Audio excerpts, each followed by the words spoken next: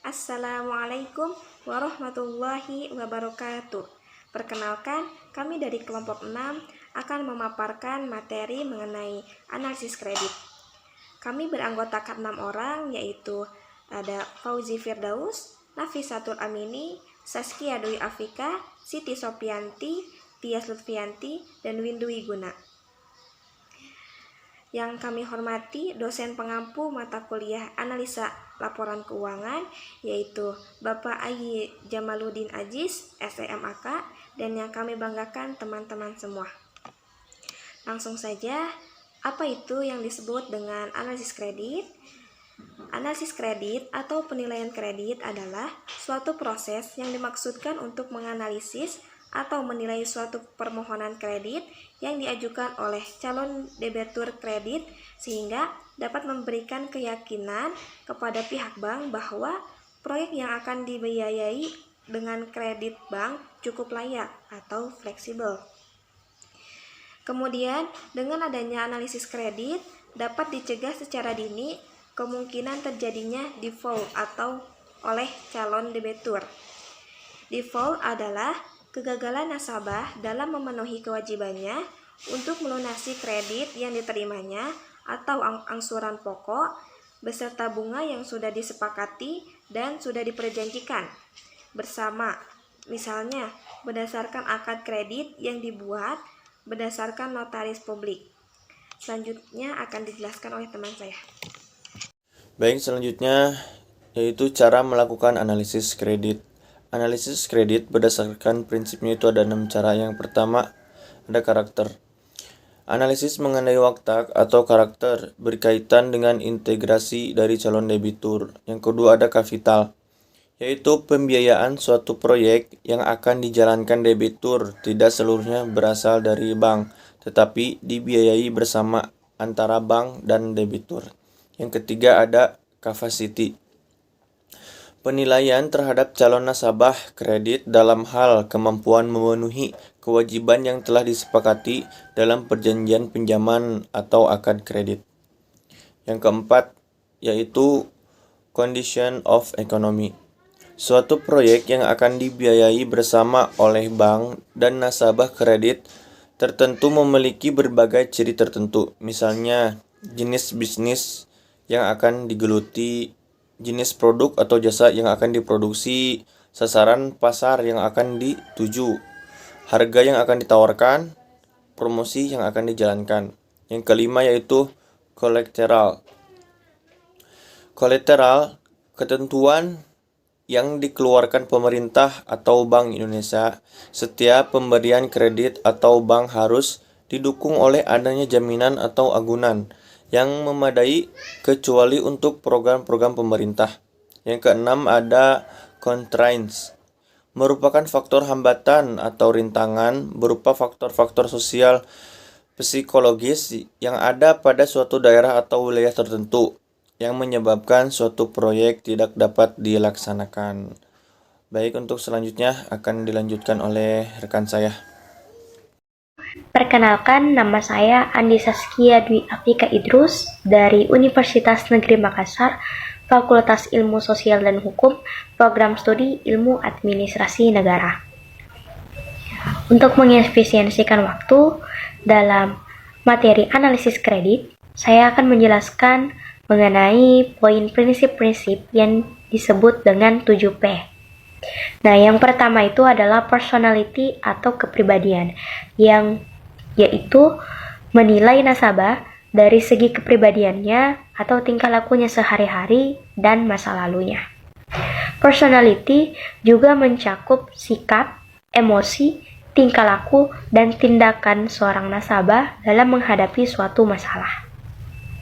Yang kedua, itu adalah parti atau golongan, yaitu mengklasifikasikan nasabah ke dalam klasifikasi tertentu atau golongan tertentu berdasarkan modal, loyalitas, serta karakternya, sehingga nasabah dapat digolongkan ke golongan tertentu dan akan mendapatkan fasilitas yang berbeda dari bank atau kreditur.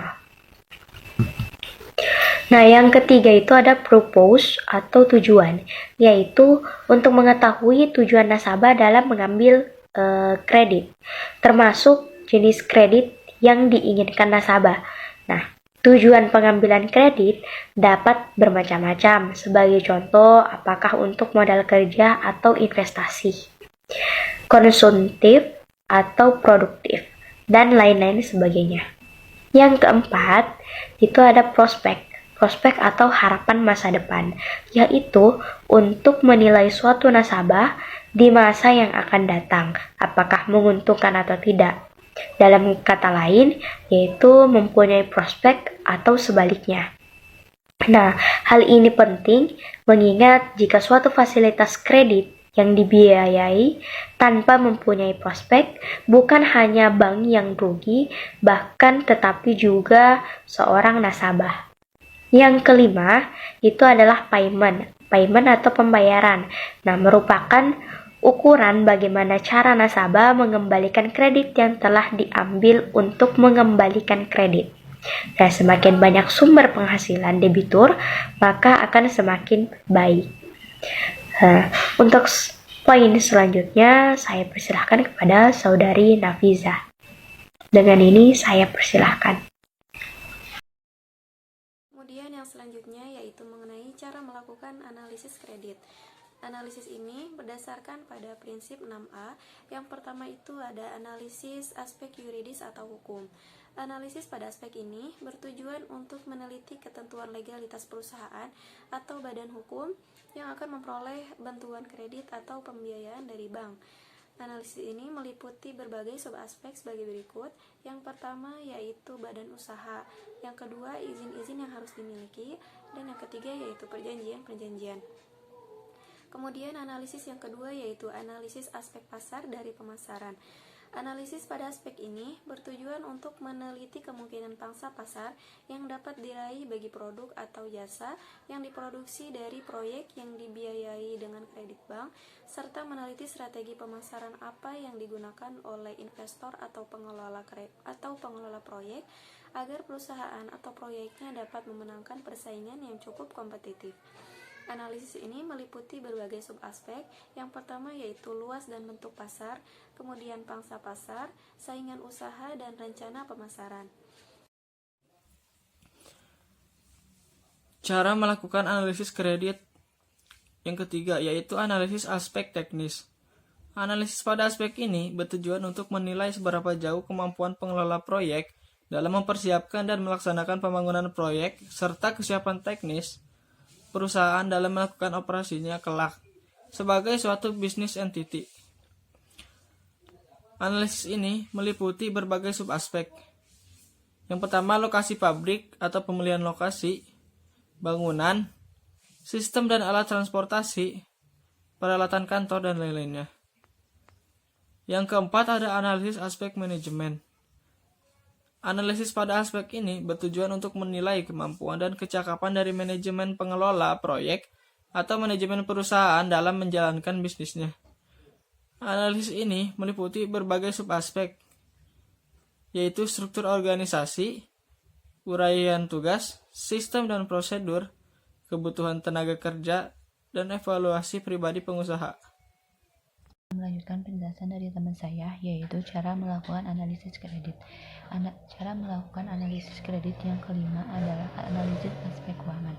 Aspek ini bertujuan untuk menilai kemampuan dan kecakapan dari manajemen pengelola proyek atau manajemen perusahaan di bidang keuangan. Sub-aspek dari analisis ini adalah penilaian data keuangan proyek, sumber pembiayaan, kemampuan proyek, penilaian data keuangan perusahaan atau bisnis yang sudah beroperasi. Yang keenam adalah analisis aspek sosial ekonomis. Aspek ini bertujuan untuk menilai sejauh mana proyek yang akan dibangun dan dibiayai oleh kredit bank yang memiliki value added yang tinggi dan dilihat dari sudut pandang sosial maupun makroekonomis. Sub-aspek dari analisis ini yaitu pertama, kesempatan kerja, kedua, penggunaan bahan baku lokal, yang ketiga, menghasilkan devisa, yang keempat, penghematan devisa. Pengendalian intern. Pengendalian intern menurut Ikatan Akuntansi Indonesia atau IAI adalah sebagai suatu proses yang dijalankan oleh Dewan Komisaris, manajemen, dan personal entitas lain dan didesain untuk memberikan keyakinan memadai tentang pencapaian tiga golongan.